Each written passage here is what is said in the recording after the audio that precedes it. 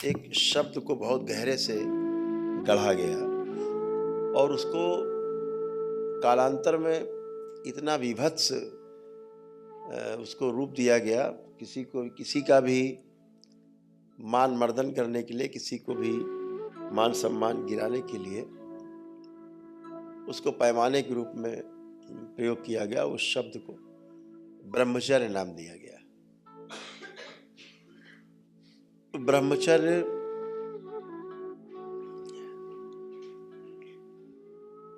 ये एक नैसर्गिक व्यवस्था है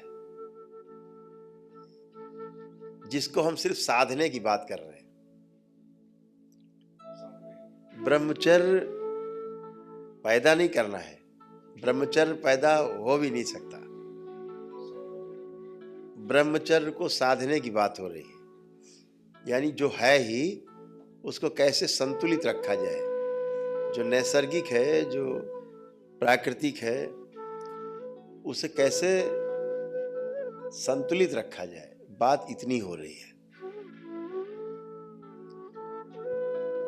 इसको बहुत स्पिरिचुअलिटी में, इस आध्यात्मिक जगत में इस शब्द को इतना प्रयोग किया गया कि घिस गया है। अब इसके मुंह, नाक, आंख, कान दिखाई नहीं देते, गोला गेंद बन गई है। अभी पता नहीं लगता है इसकी आंखें किधर है, नाक किधर है, इसका मुंह किधर है। तो कोई किधर से पटक देता है, उधर से ब्रह्मचर्य की आवाज आती है, इधर पटका उधर से आवाज आती है। वो जो ब्रह्मचर्य ब्रह्मचर्य करके इतना इस शब्द को रगड़ा गया है कि आदमी को इस शब्द में रुचि नहीं रह गई, रुचि खत्म हो गई है। नए बच्चों के लिए सुनने के लायक है, प्राइमरी स्कूल जैसे, उसमें सुनने के लायक ब्रह्मचर्य रह गया। ब्रह्मचर्य तो है ही प्रकृति में, पूरी सृष्टि में ब्रह्मचर्य है। इस पूरी सृष्टि में ब्रह्मचर्य के अतिरिक्त कुछ है भी नहीं।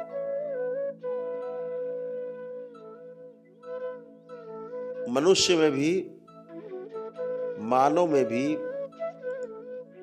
जन्मजात ब्रह्मचर्य है।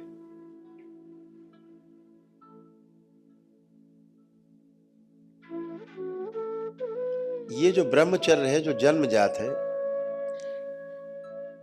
हम केवल मनुष्य में उसको विकृत करते हैं। बाकी जितनी इकाइयां हैं उनमें पूरी तरह सुरक्षित है, केवल मनुष्य को छोड़ के। और मनुष्य में भी इसलिए सुरक्षित नहीं है क्योंकि हमने उसको तमाम प्रकार से विकृत कर दिया है। बाकी जितनी भी इकाइयां हैं, जो 3 इकाई हैं, पदार्थ जगत हो अथवा वनस्पति जगत हो अथवा जीव जगत हो, इन तीनों जगत में ब्रह्मचर्य सुरक्षित है और व्यवस्थित है। इन तीनों इकाइयों में बीज से वृक्ष का पूरा विवरण आप बता सकते हैं कि ये आम का बीज है, इससे ऐसा फल तैयार होगा, ऐसा मीठा होगा, ऐसा गुठली बनेगा, ऐसा इसमें गूदा होगा, पल्प होगा, और इस प्रकार से सबसे स्वादिष्ट होता है, अच्छा होगा। कई प्रकार के आम होते हैं, आप उसको कई प्रकार से बता सकते हैं। नीम का होगा तो उसके बारे में आप बता सकते हैं। बीज के अनुसार उसका संस्कार के चिन्हित है पहले से, जैसा बीज है वैसा उसका पहले से ही संस्कार निश्चित है कि नीम का है तो ऐसा होगा, आम का है तो ऐसा होगा, सरसों का है तो ऐसा होगा। अगर लोहा भी है, एक लोहा है, ये लोहे की छड़ है, इसमें भी जो है वो स्ट्रक्चर वैसे ही है। इसका आप 1000 टुकड़ा कर दो, स्ट्रक्चर वही रहेगा, जिसका एटॉमिक स्ट्रक्चर है वो कभी नहीं बदलेगा। इसके 1,00,000 टुकड़े कर दो, वही रहेगा। तो कभी भी व्यवस्था में कोई कमी नहीं है। नीम से नीम ही पैदा होगा, आम से आम ही पैदा होगा, अमरूद से अमरूद पैदा होगा, गाय से गाय, कुत्ते से कुत्ता, घोड़े से घोड़ा, जो जिससे है वो वही मनुष्य वही होगा। वहां पर भी कैटेगरीज हैं कि ये कौन सा घोड़ा है, ये कौन सा गाय है, ये किस नस्ल की गाय है, सब कुछ अलग अलग है। मनुष्यों में वैसा ही है, ये किस नस्ल के हैं, वो कि ये ब्राह्मण है, कि ये शूद्र है, कि ये रसियन है, कि ये चाइनीज है, कि ये जापानीज है, कि ये इंडियन है ऐसा है। लेकिन विचारों के रूप में देखा जाए, गुणों के रूप में देखा जाए, थोड़ी सी भिन्नता के साथ साथ बहुत चीजें मिलती होंगी। लेकिन ये बात जो चौथी अवस्था है, 3 अवस्थाओं के अलावा चौथी अवस्था ज्ञान अवस्था है, और ज्ञान अवस्था के प्राणी का नाम है मनुष्य, मानव। मानव अपने ज्ञान के आधार पर संचालित होता है। तो एक पिता के 4 पुत्र होते हैं, चारों ही अलग अलग ढंग के होते हैं, चारों ही अपने अपने ज्ञान के अनुसार संचालित होते हैं। कोई सिपाही होता है तो कोई कलेक्टर होता है, कोई किसान होता है तो कोई देश का राष्ट्रपति बन जाता है। ऐसा नहीं कह सकते कि 4 भाई है तो चारों राष्ट्रपति बनेंगे, ऐसा संभव नहीं है। लेकिन अगर कंप्यूटर पे जाएंगे और नेट पे पूछेंगे कि भैया ये बताओ, डॉबरमैन का जरा गुण बताओ क्या होता है, तो कंप्यूटर चाचा, गूगल चाचा तुरंत बता देंगे। इसकी 4 टांग, 2 कान, 1 पूंछ, नाक, 2 छिद, सब बता डालेगा। स्वभाव कैसा ऐसा ऐसा होता है, एक बार मालिक को जरूर काटता है, ये लिखा होगा। रॉयट व्हीलर का पूछेंगे तो बताएगा बड़ा फिरोसियस डॉग होता है, और ये है वो है, नहीं पालना चाहिए घर में, ऐसा सबके बारे में लिखा हुआ है। आप खोलो नेट, गूगल चाचा तैयार बैठे आपको बताने के लिए। आदमी के बारे में डालो कि आदमी का क्या गुण होता है, स्वभाव होता है, गूगल चाचा मौनी बाबा बन जाएगी, कुछ नहीं बता सकते आदमी के बारे में। ये कब क्या करेगा इसका पता ही नहीं।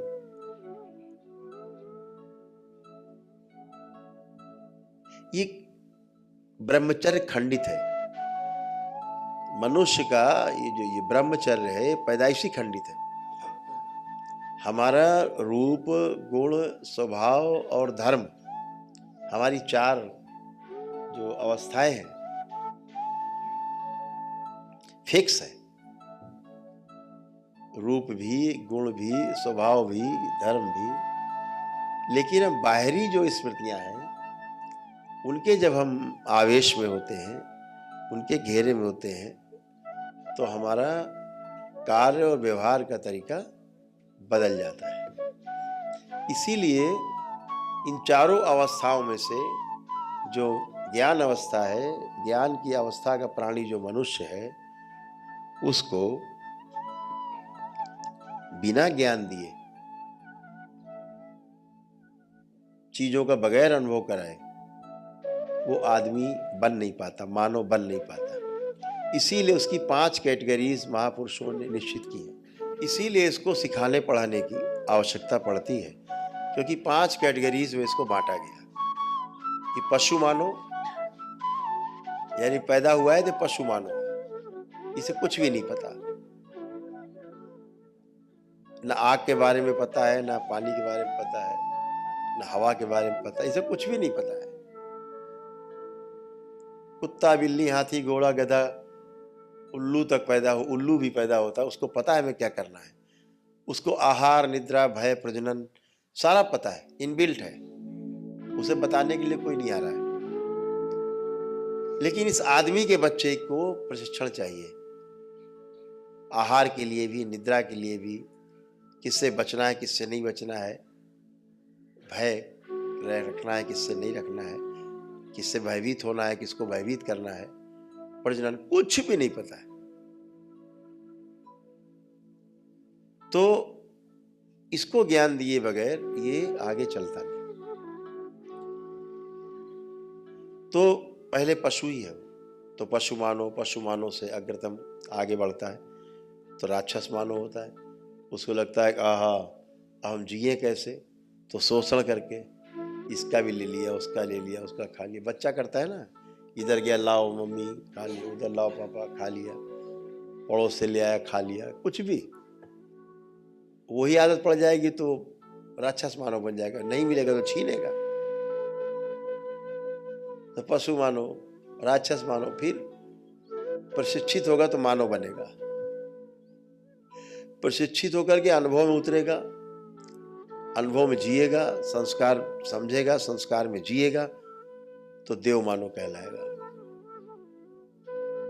यही देव मानव आगे दिव्य मानव में परिवर्तित हो जाता है। 5 श्रेणियां मानव जाति के पास ज्ञान अवस्था में है। ये अपने ज्ञान से संचालित होने वाला जीव है। हम अपने ज्ञान से ही संचालित होते हैं। अगर मैं भी कहूँ चलो सब लोग अपने अपने काम पे लग जाओ, तो एक ही वर्ड मैंने बोला है, अपने अपने काम पर लग जाओ। लेकिन सब लोग अलग अलग काम में जाके लगेंगे। जिसके अंदर जो भी है अभी उधर ही जाके लग जाएगा, उधर ही लगेगा। तो ये मनुष्य ज्ञान इकाई का जो जीव है, इसे हम लोग जीव, पैदाइशी तो जीव ही होता है, जीवात्मा, शरीर को मान के जीने वाला जीवात्मा। जो हम शरीर हैं केवल ऐसा मान के जीने वाला व्यक्ति कि मैं केवल शरीर हूं, कोई जीवन नहीं होता, कोई आत्मा नहीं होता, ऐसा मान के जीने वाला व्यक्ति जीवात्मा कहलाता है।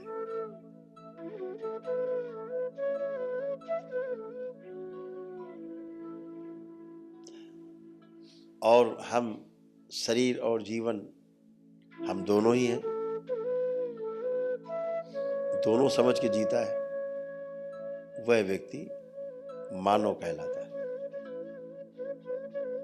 जो ऐसा नहीं मानता तो 5 श्रेणी में बटा हुआ, कभी पशु मानव की तरह काम करता, कभी राक्षस मानव की तरह काम करता है, क्योंकि संबंधों को नहीं समझता है। संबंधों को समझ लेता है तो व्यक्ति मानव कहलाता है। फिर वो असली ब्रह्मचर्य में जीता है।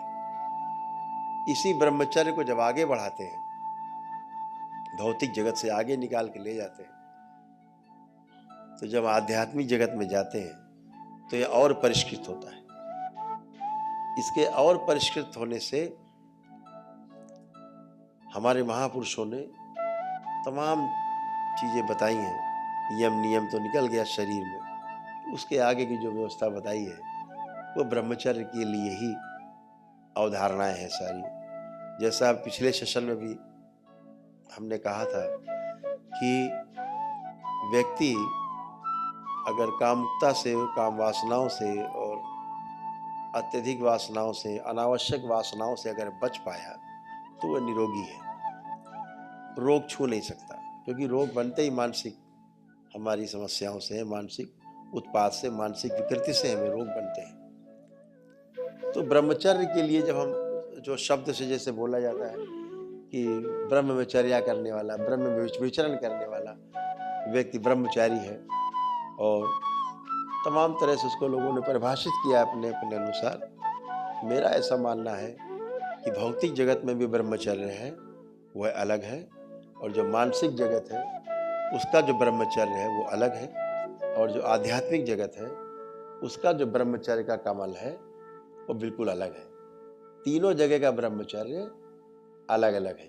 एक वह ब्रह्मचर्य है जो हम लेकर के पैदा होते हैं, एक वह ब्रह्मचर्य है जो हम उसको बचा के रखते हैं, और एक वह ब्रह्मचर्य है आध्यात्मिक जगत में कि हम उसको पोषित करते हैं और उसको पूरे जगत के लिए पोषित करते हैं।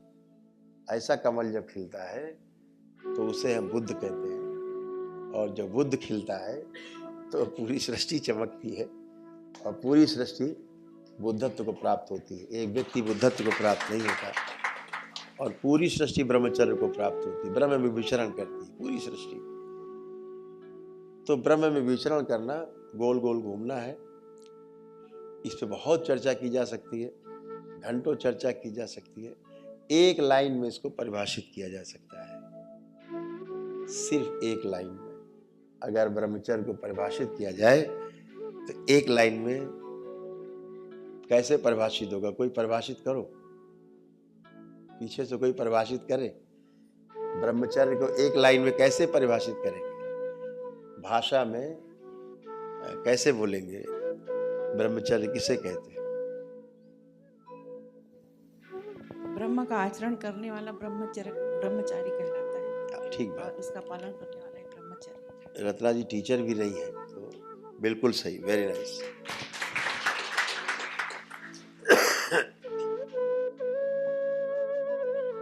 ब्रह्मचर्य एक लाइन में परिभाषित करें तो क्या बोलेंगे? ब्रह्मचर्य किसे कहते हैं? और कोई निसंकोच, कोई इसमें अंक नहीं मिलेंगे फेल पास वाले। अहंकार और मोह से परे हटकर संयम रखते हुए आगे बढ़ना ब्रह्मचर्य। बहुत सुंदर, बहुत बढ़िया। बैठिए।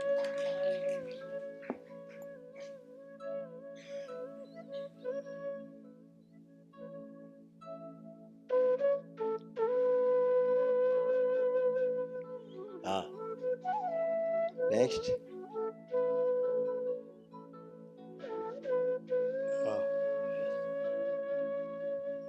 गुरुदेव प्रणाम।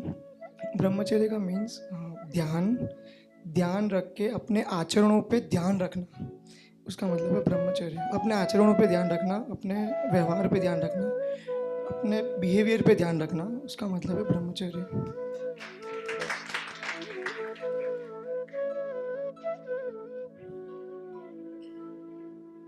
चलिए, हाँ तुम बोल रही हो? अच्छा, बहुत सिंपल है, इसको बहुत गणित नहीं लगती इसमें। इसका सिंपल है कि जो वस्तु इस सृष्टि में जैसी है वैसा ठीक ठीक समझ लेना और उसको अपने आचरण में ढाल लेना, यही ब्रह्मचर्य।